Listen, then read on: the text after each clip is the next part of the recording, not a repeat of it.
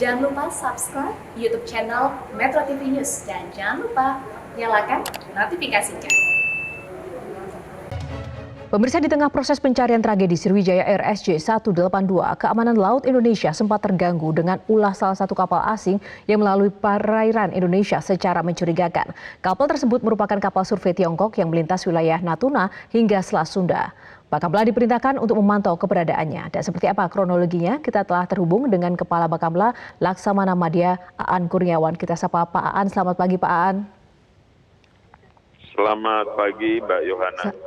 Ya, terima kasih sudah bergabung bersama kami. Pak Aan, kenapa kapal Tiongkok ini disebut mencurigakan? Seperti apa kronologinya?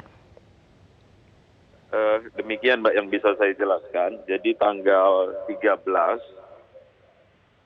di pusat pengendali Bakamla, kami memonitor ada kapal survei Tiongkok yang melintas Alki.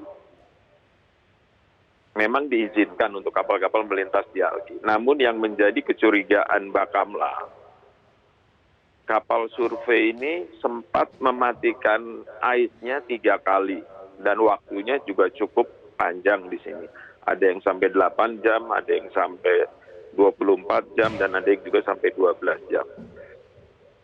Nah, berdasarkan kecurigaan ini, makanya saya perintahkan kapal Bakamla dalam hal ini KN Nipah untuk melaksanakan intercept dan menanyakan kenapa kapal survei ini mematikan AIS. Setelah didekati, kemudian sempat bisa komunikasi dengan kapal survei ini, dan kapal survei Tiongkok ini bernama Siang Yang Hong 03, berbendera Cina. Kemudian setelah ditanyakan memang dia dari Tiongkok menuju Samudra Hindia. Nah, memang alasan mereka karena AIS-nya rusak. Demikian. Ya, Pak.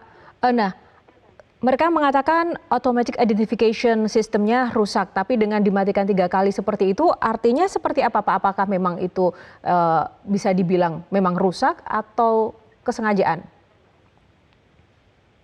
Kalau kita lihat aturan, apalagi ada peraturan Menteri Perhubungan nomor 7 tahun 2019 tentang pemasangan dan pengaktifan sistem AIS, baik itu untuk kapal Indonesia atau kapal asing. Itu hukumnya wajib untuk menghidupkan itu. Nah, harusnya kalau memang dia rusak, dia melaporkan bahwa mereka ada kerusakan. Nah, ini yang nanti mudah-mudahan bisa kita tindak lanjuti. Nah, Bakamla dengan Angkatan Laut ini memang kita sekarang lebih alert, lebih memperhatikan dengan ketemunya sea glider yang belum lama ini. Oleh sebab itu kami menjadi lebih fokus untuk ke kapal-kapal survei yang melintas di perairan Indonesia ini. Ya Pak, investigasi seperti apa yang akan dilakukan dan juga seperti apa mencegah bahwa ini tidak akan terjadi dalam tanda kutip ini kapal yang mencurigakan ini bisa masuk begitu saja di zona eksklusif ekonomi Indonesia? Investigasi nanti ini kewenangan dari teman-teman dari Dirjen Perhubungan Laut. Ya tentunya nanti saya juga akan bekerja sama dengan Kementerian Luar Negeri dan berharap kapal ini bisa melaporkan kerusakannya itu, data kronologisnya secara formal. Kemudian untuk pengamanannya, Angkatan Laut, Bakamla dengan seluruh stakeholder yang memiliki aset di laut, tentunya kita lebih mengawasi perairan Indonesia, khususnya terhadap kapal-kapal survei asing ini. Nah, tapi dan kita tidak boleh terfokus dengan apakah sudah ada komunikasi langsung dengan otoritas Tiongkok Pak, menurut informasi yang mungkin Bapak telah tindak lanjuti? Sementara belum, jadi saya masih berhubungan langsung kemarin dengan kapal surveinya ini. Dan mereka sangat kooperatif, jadi kita juga menghargai bahwa mereka juga mau kerjasama. Baik, kapal survei yang dimaksud atau yang memang milik Tiongkok tersebut itu sebenarnya apa Pak fungsi mereka Pak dari kapal survei itu? Yang jelas mereka untuk melaksanakan survei hidrografi, tapi tujuannya memang bukan di perairan Indonesia. Mereka melaksanakan rencananya di Samudra Hindia, memang melintas Alki. Perlu saya jelaskan di sini, Mhm. bahwa kapal-kapal asing itu boleh melintas di Alki ini sesuai dengan Undang-Undang 43, ya. Jadi wilayah perairan dan wilayah yurisdiksi.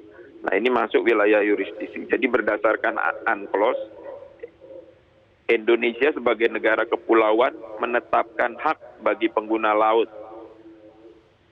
untuk hak lintas damai, hak lintas transit, dan hak lintas alur laut kepulauan. Nah, kapal survei ini melaksanakan hak lintas alur laut kepulauan. Kita sebagai negara kepulauan punya kewajiban juga untuk mengawasi kapal-kapal yang melintas. Kalau memang dia ada kecurigaan, baru kita laksanakan intercept, kita tanya, bahkan mungkin lebih jauh nanti tindakan yang bisa kita ambil di sini.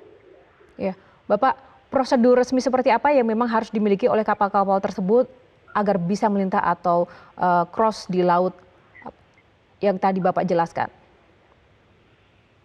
Kapal yang sudah dilaksanakan oleh kapal survei dari Tiongkok ini sudah dilaksanakan dengan baik.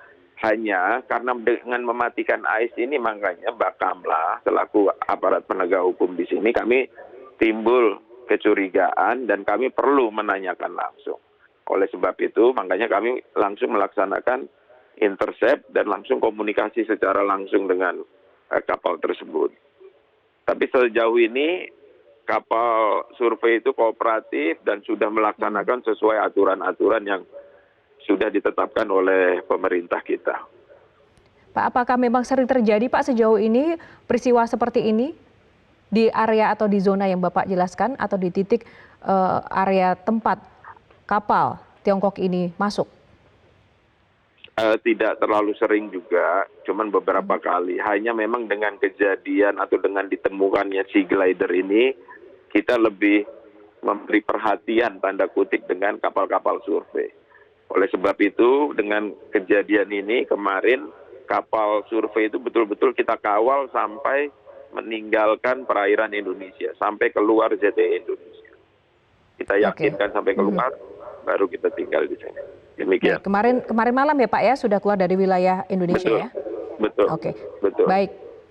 Terima kasih Bapak Aan Kurnia telah bergabung bersama Metro Pagi Prime Time dan juga menjelaskan terkait dengan peristiwa masuknya kapal asing ke wilayah Indonesia. Terima kasih Pak, selamat pagi. Terima kasih.